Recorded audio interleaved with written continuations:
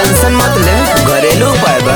ए राजा सैया हो मेरा ताको मोरिया लावा दवाई जाके बजरिया जबरी जी करबो अगर सिस्टम होई फेल हो जबरी जी करबो अगर सिस्टम होई फेल हो।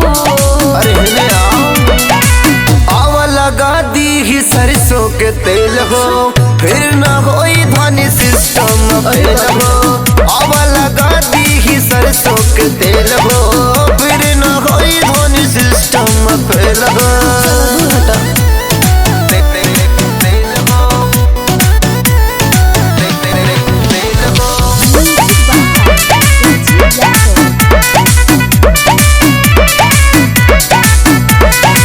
हमसे मजाक न करिए सैया अंदर दहन चूरत अरे चूरे दे। दिल से दर्द न जाए कमर के एही पमल हम जरूरत बा। आवा है दूर कहे बड़ू हो डॉक्टर आइन हऊ का जावन राटत बाटू छई राती के काग दिमाग छोटत बाटू। बोल शुरू न करे दे हम अच्छा प्यार के खेल हो कहे रे शुरू न करे दे हम प्यार के खेल हो।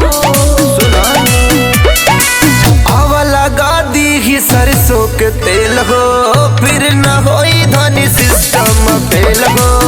आवा लगा दी ही सरसों के तेल हो, फिर न होई ध्वनि सिस्टम फेल हो।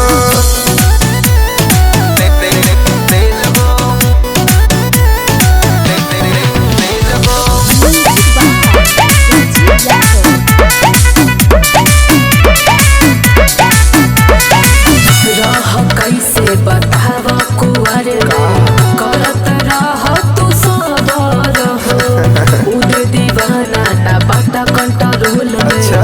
करत बाटा हबर हबर हो। सुनो हम आदमी निमन नहीं थे ना, हाँ छोड़ा गुस्सा रनिया भी प्यार से बहिया में यप्पी संजय की बात कुछ नहीं बतावा।